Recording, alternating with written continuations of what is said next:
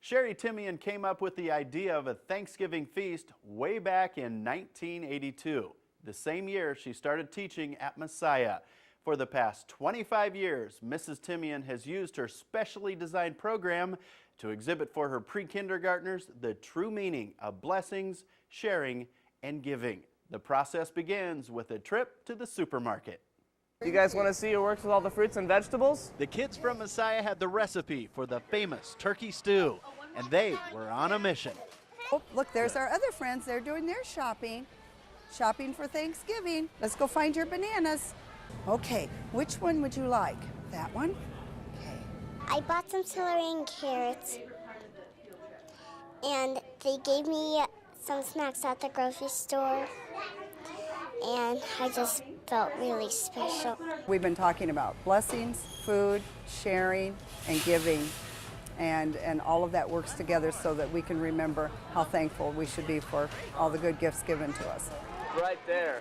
Good job, bud. Once they had gathered everything on their shopping list, it was back to school for some slicing and dicing. You want to try some celery? Carrots? It's because we are going to have a Thanksgiving feast, and we have to be thankful for food so we can share food. 2 days later, it was time for the program. Thankful heart is a happy heart. And the feast for the family. I thought it was lots of fun because he was very excited just to cook us a meal and have us come to his place and do it all himself. Did you like the soup? Tell him about the soup. I like the soup. And what did you put in the soup? But potatoes and celery. What was your favorite thing to make? Cookies. Cookies. Happy Thanksgiving! In addition to preparing the feast for their parents, Mrs. Timian's classes also got a chance to experience the gratification of giving. Each child brought in their favorite food, and they will join as one to donate their bounty to the local food pantry.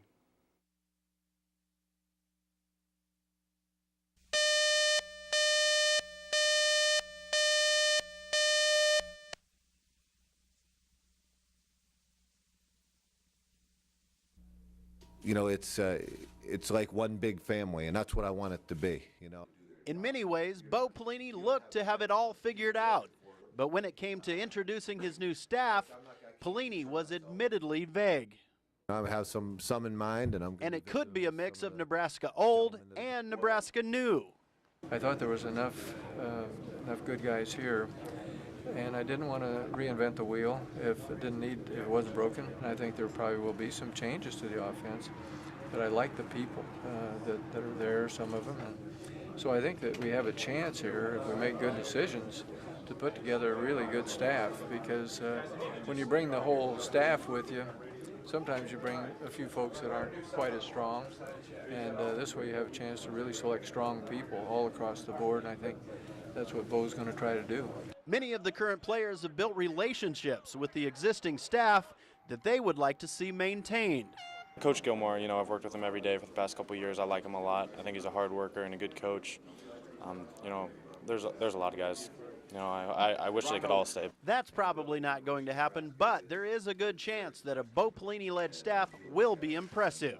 I think the great thing, too, is when you hire Bo Pelini, because he's worked with so many great coaches, the untold story here is not did we just get Bo Pelini as our head coach, but we're going to have one of the best coaching staffs in the country.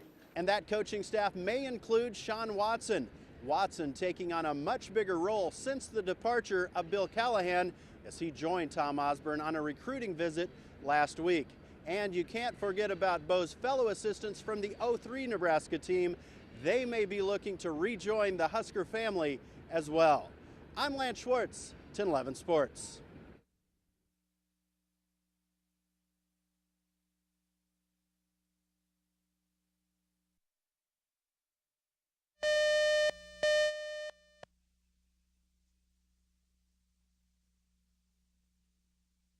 Throughout the past 143 editions of Lance's Journal, I've gotten to meet and greet a lot of amazing people around the state of Nebraska. And one of them was Henry Cox. The charismatic tennis coach was the subject of a story I did back in August of 2006. Henry knows all about challenges. He was born without a left arm, but that never held him back from accomplishing any of his goals in life. They talk about disabilities or abilities. I tend to think this has enhanced a lot of my abilities instead of disabilities. It's that positive can-do attitude that's enabled Henry Cox to affect so many lives. There you go, great shot. That's your best one you've hit. When you talk about one arm versus two arms, I'm not even sure that's an issue. You know, I think the issue is up here, what you're willing to not be able to do and what you're willing to be able to do. Henry started teaching tennis at Woods Park when he was just 15 years old. Let's go, keep coming. And with his witty sense of humor, he's never had trouble keeping the kids' attention. Let's go, come on, I'm an old man. I'm older than all of you together. My humor is a little self-deprecating, so that kind of puts kids at ease. And I think that gives me an advantage when kids are struggling. A lot of times they sit there and feel free to talk to me. And so I feel really blessed on that type of thing. Think about it, you gotta be smarter than the ball, come on. Every time I go out to eat or something, people come over and say, hey, Henry, you did this or you did that. And I think it's just really important. I love seeing the accomplishments that kids have done, and I'm almost overwhelmed that I made a difference in so many people's lives. But what you've got to do is really come through the ball like it's a throwing motion. After spending the past 15 years working at the U.S. Tennis Association in New York, Henry is back in Lincoln, motivating kids once again. How many of you can tie your shoes? Okay, how many of you can tie your shoes with one hand? Okay, see, the problem is everybody gives up, and you shouldn't. And so what you want to learn how to do is say that you can do things you don't think you can do. And if you ever remember anything from old Henry, is that I don't give up on you guys, and I don't want you to give up on yourself, okay? All right, let's go back to practice. Okay, let's go. Since this story aired, Henry has moved to a small town in Texas to be closer to his grandchildren. Fortunately, he's still very involved in youth tennis programs as he gives motivational talks around the nation for the U.S. Tennis Association. Henry says he misses Nebraska, and for him, Lincoln will always be home.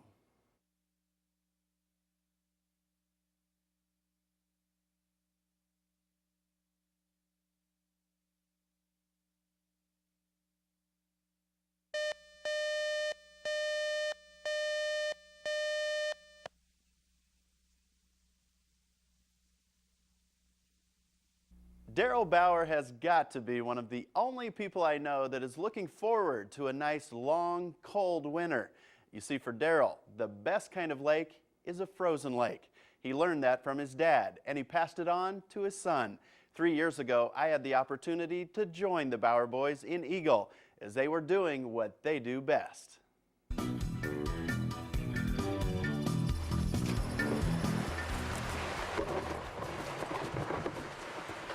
We've been doing it for as long as I can remember. You know, and it was Dad and Grandpa and Uncle that took us when we were kids, so.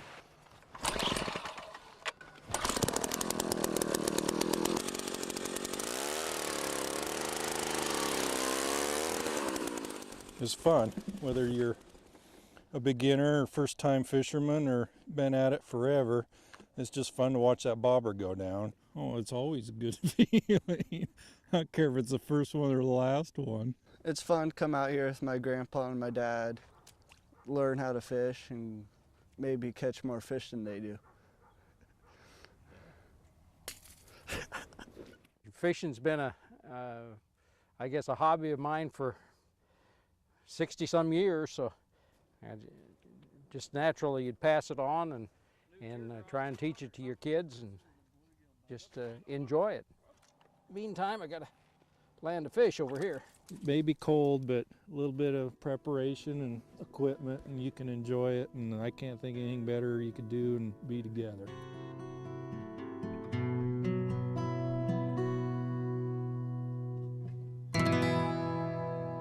The Bauer boys now have to work just a little bit harder to fish together. Since I shot this story in January of '05, Darryl's dad retired and moved back to North Platte. but that's not a problem. Darryl grew up in Lincoln County, so believe me, he knows where the fish will be biting.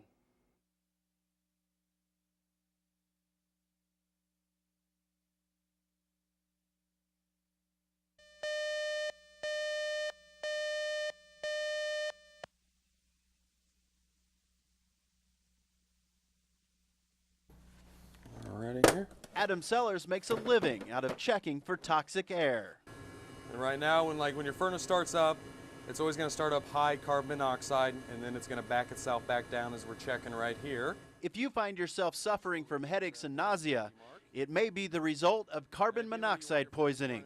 What happens with carbon monoxide is your body will absorb it 200 times easier than oxygen. So even if there's a small amount in the air, your body is going to absorb it as you breathe in and out. Experts agree the single most important thing you can do to protect yourself and your family from the dangers of carbon monoxide poisoning is to purchase one of these, a carbon monoxide detection alarm. A carbon monoxide detector is just as important to have in your house as a smoke alarm. It doesn't matter if your house is brand new or old, you gotta have one to protect your life. Unfortunately, there's usually about 500 cases a year of carbon monoxide poisoning across the United States. And we see far too many of them here in Nebraska. Every year there's several people who die from carbon monoxide poisoning. And it's really a needless death. It's something that we can, just by a few simple measures, go out and buy a detector and protect our families. And $30 for an alarm is a small price to pay to save your life. I'm Lance Schwartz, 1011 News.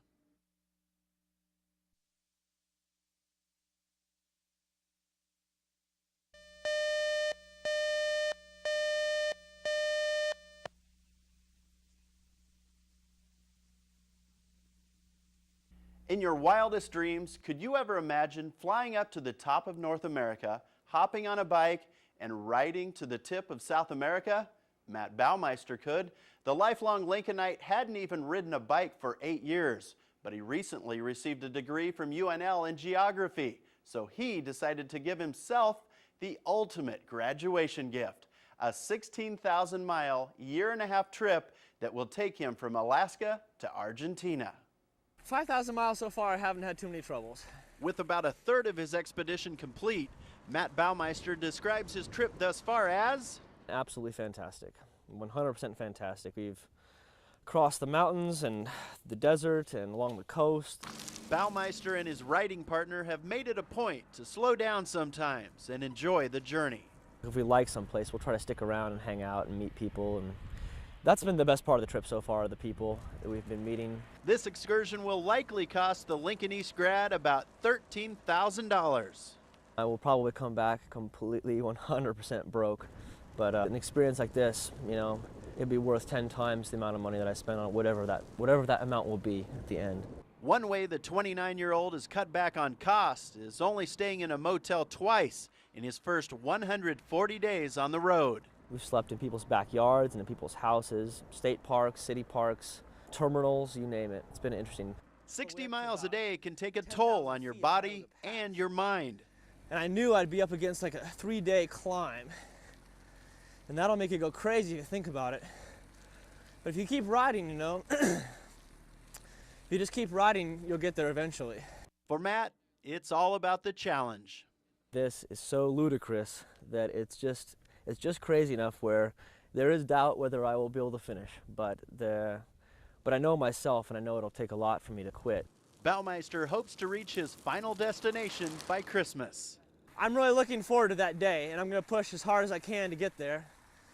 And hopefully by next December, we'll be there. After spending the holidays in Lincoln, Matt will resume his trip out in San Diego later this week, and he'll continue to blog of his incredible journey via his own website. So if you'd like to go along for the ride, head to KOLandKGIN.com and click on Lance's Journal.